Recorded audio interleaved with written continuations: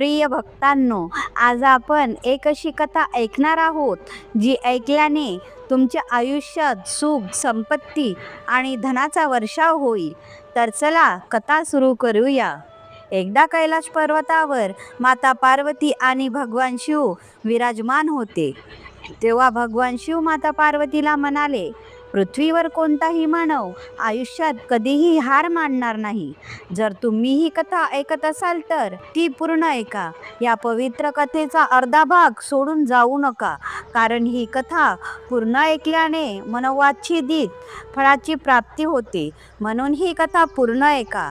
जर तुम्ही शिवभक्त असाल तर भोलेनाथांचा अनादर करू नका. एक दिवस प्रकृती तुला ते सर्व काही देईल जे तू इच्छितोस. म्हणून माणसाने हे दोन बोध लक्षात ठेवायला हवे. कर्म करत राहा आणि एक दिवस प्रकृती तुला त्या कर्माच्या फळाचा आनंद देईल. तेव्हा माता पार्वती म्हणाल्या, कृपया हे मला पुन्हा समजावून सांगा. तेव्हा भगवान शिव म्हणाले, मी तुम्हाला एका कथेद्वारे हे सांगतो, लक्षपूर्वक ऐका. एकदा एका गावात एक अतिशय उदार आणि दयाळू संत राहत होते. एक दिवस त्यांच्याकडे एक अतिशय लाचार आणि दुःखी व्यक्ती आला आणि म्हणाला, हे गुरुदेव, मी माझ्या आयुष्यात खूप दुःखी आहे. माझे कुटुंब सुखी राहावे अशी माझी इच्छा आहे, पण मी त्यांच्यासाठी काहीही चांगले करू शकत नाही. मी त्यांना 2 वेळचे जेवणही देऊ शकत नाही आणि ना मी माझ्या इच्छेसाठी काही करू शकतो. कधीकधी माझ्या मनात असे विचार येतात की मी स्वतःचा अंत करून टाकावा. हे गुरुदेव, तुम्ही भगवान शिवाची इतकी साधना करता, इतकी तपस्या करता, काय तुम्ही मला असा काही मार्ग दाखवू शकता? कारण माझा खूप वाईट काळ सुरू आहे. मी खूप संकटात आहे. 2 वेळच्या जेवणाची व्यवस्था करणेही माझ्यासाठी अवघड झाले आहे. आता तुम्हीच सांगा गुरुदेव, अशा वेळी मी जिवंत कसा राहू? माझे कुटुंब कसे चालवू? त्यांना सुखी कसे ठेवू? आणि मी माझ्या अडचणींमधून कसा बाहेर पडू शकेन? हे गुरुदेव, कृपया करून मला काही सोपा मार्ग सांगा. कारण गुरुदेव, मी शिकलेलो नाही. जर तुम्ही मोठमोठ्या गोष्टी सांगितल्या तर मला समजणार नाही.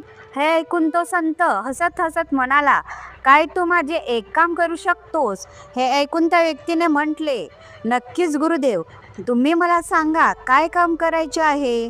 तेव्हा संतांनी समोरच्या टेकडीकडे बोट दाखवत म्हटले, त्या उंच टेकडीवर एक कुटी आहे आणि त्या कुटीजवळ मुंग्याचे एक घर आहे, जिथे हजारो मुंग्या राहतात आणि त्या मुंग्या त्या कुटीची जमीन खराब करतात, तिची सुपीक शक्ती नष्ट करतात, ज्यामुळे तिथे कोणतीही झाडे, वनस्पती किंवा गवत वाढू शकत नाही. तू माझे हे काम कर. 7 दिवस रोज त्या टेकडीवर जायचे आणि त्या मुंग्याचे घर उद्ध्वस्त करून टाकायचे. कुटीच्या आसपास जिथे जिथे मुंग्याचे घर दिसेल ते तिथेच नष्ट करायचे. पण लक्षात ठेव, घर नष्ट करताना एकही मुंगी मरायला नको. तो युवक पूर्णपणे समजून गेला. तो तिथून निघून गेला. कदाचित त्याला समजले नसेल की संत असे का म्हणत होते. मुंग्यांवर अन्याय होईल, त्यांचे घर नष्ट करणे आणि त्यांचे नुकसान करणे शेवटी कोणता संत असा करतो? पण तरीही त्या संतांचे म्हणणे मानून तो पुढच्या दिवसापासून टेकडीवर जाऊ लागला. जेव्हा तो पहिल्या दिवशी टेकडीवर पोहोचला तेव्हा त्याने पाहिले की खूप मुंग्या आपले अन्न गोळा करण्यास व्यस्त आहेत. सर्व मुंग्या एका रांगेत चालल्या होत्या आणि अन्नाचे छोटे छोटे कण उचलून आपल्या घरात जमा करत होत्या. हे पाहून प्रथम त्या युवकाचे मन द्रवले.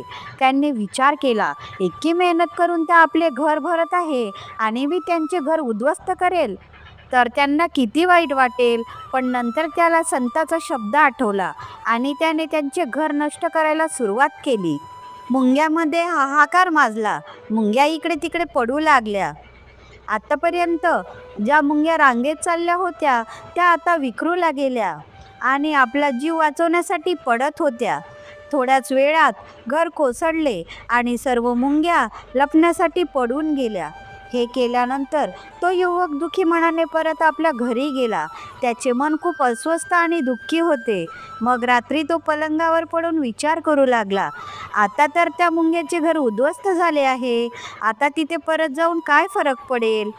कारण मुंग्याचे घर उद्ध्वस्त करण्यासाठी संत म्हणाले होते ते मी केले आहे, पण नंतर त्याने विचार केला आणि दुसऱ्या दिवशी पुन्हा तिथे जाण्याचा निश्चय केला. दुसऱ्या दिवशी सकाळी उठून तो तिथे पोहोचला.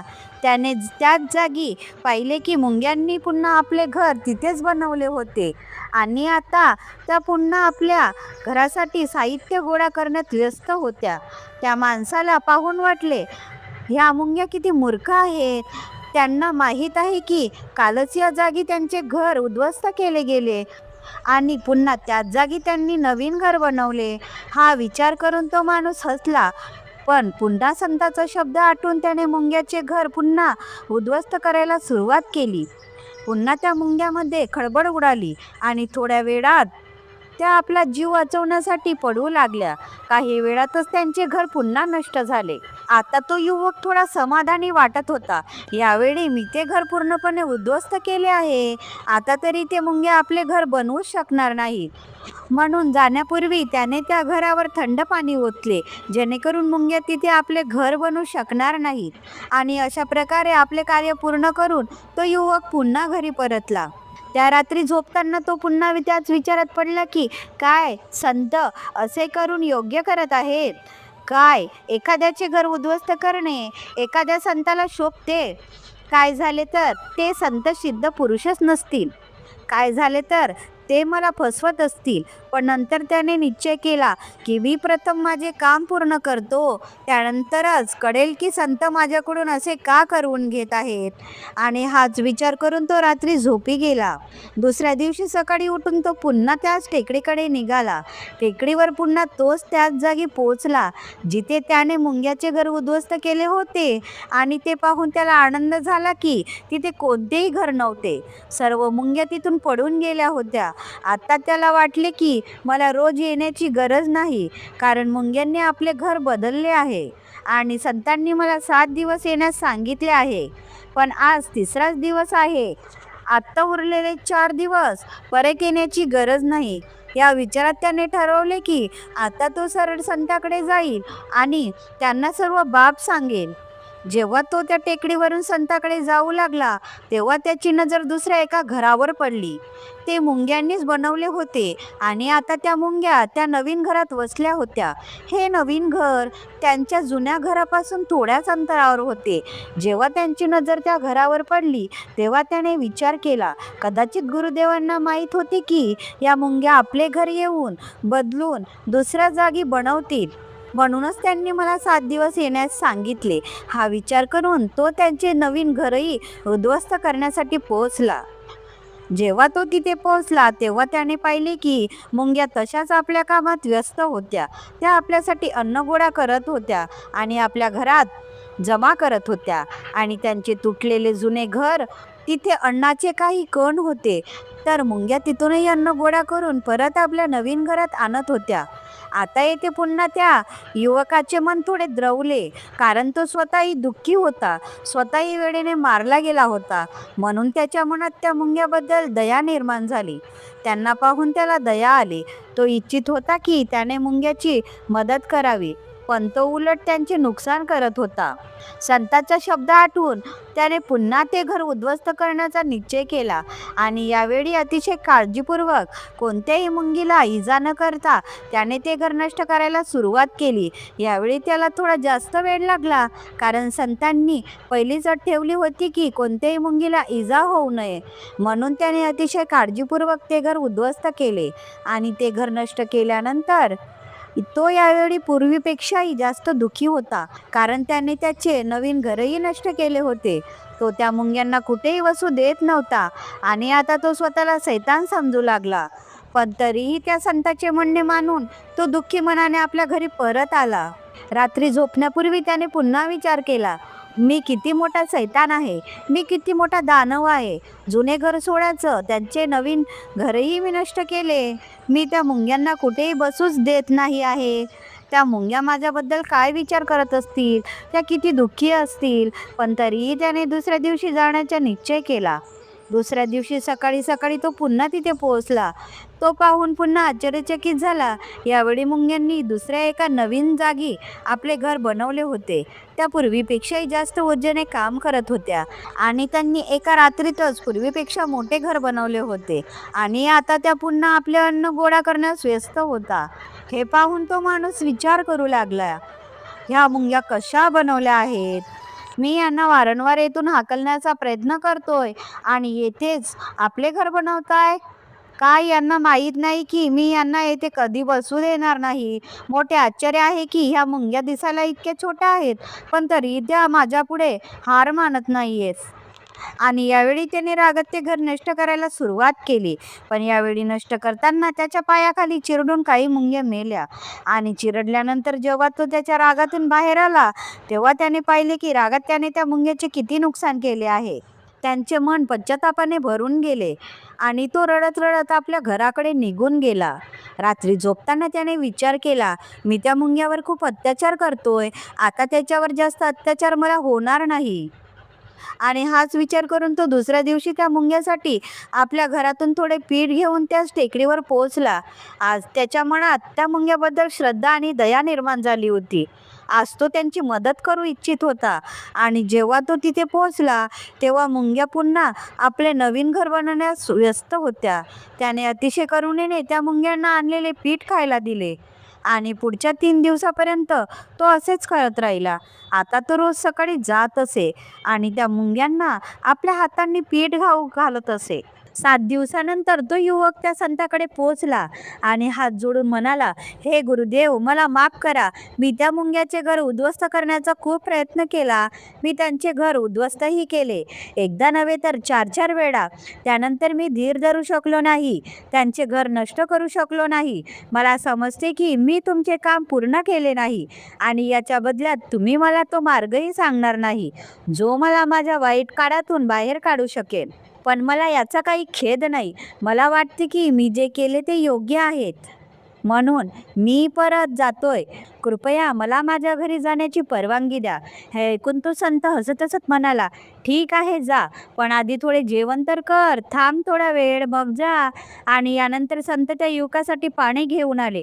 पाणी पाजल्यानंतर संत त्या युवकाला म्हणाले, तू मला सांग, तू त्या छोट्या मुंग्याचे घर का नष्ट केले नाही? त्या खूप छोट्या आहेत आणि तू इतका मोठा आहेस, तरी तू त्यांना नष्ट केलेच नाहीस. यावर युवक म्हणाला, हे गुरुदेव, मी त्या छोट्या मुंग्याचे घर नष्ट केले होते, अनेक वेळा केले होते. एकदा तर मी माझ्या रागात त्या मुंग्याचे नुकसानही केले होते.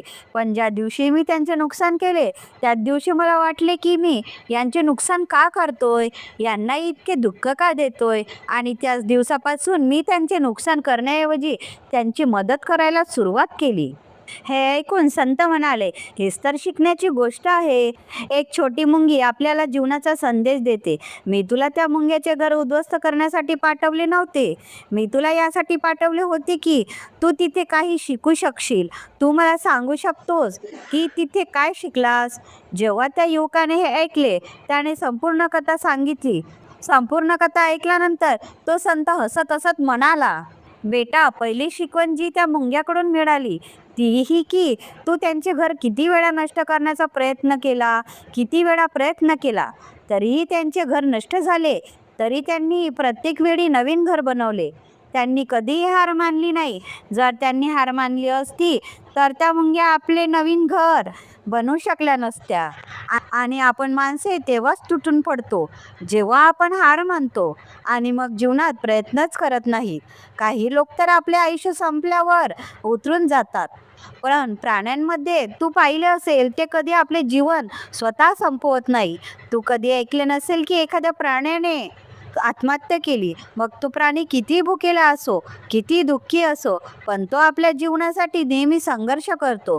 पण दुसऱ्या बाजूला आपण मानव एकदा दोनदा निराश झालो की आपले आयुष्य संपून टाकतो.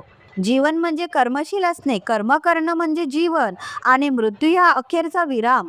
म्हणून मृत्यूपूर्वी कर्म करणे कधीही सोडू नकोस, कारण मृत्यूनंतर तू काय करू शकणार नाहीस. मग त्यापूर्वी कर्म करणे का सोडतोस? का हार मानतोस? जर तुझे एक घर तुटले तर दुसरे घर बनवण्याचा प्रयत्न कर, कोशिश कर. आणि प्रयत्न करणाऱ्यांची कधीही हार होत नाही.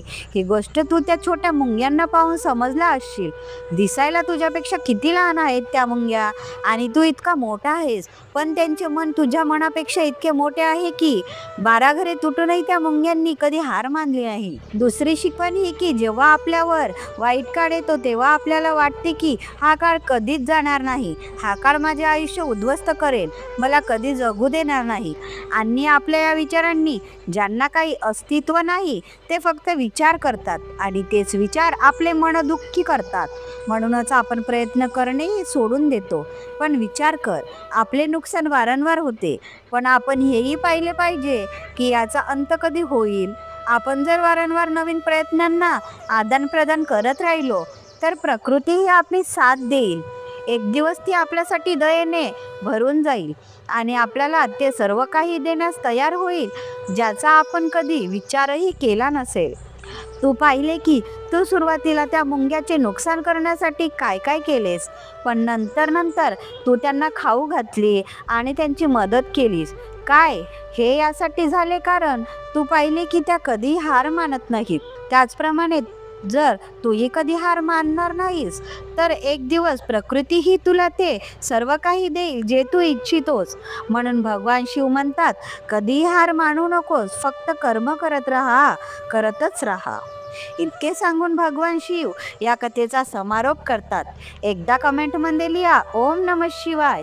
या व्हिडिओमध्ये बोलताना कोणती त्रुटी झाली असेल तर मी क्षमा मागते. आशा आहे आपल्या सर्वांना हा व्हिडिओ आवडला असेल. जर तुम्ही शिवाचे सच्चे भक्त असाल तर चॅनलला सबस्क्राईब करा आणि व्हिडिओला लाईक करून कमेंटमध्ये हर हर महादेव लिहा. धन्यवाद.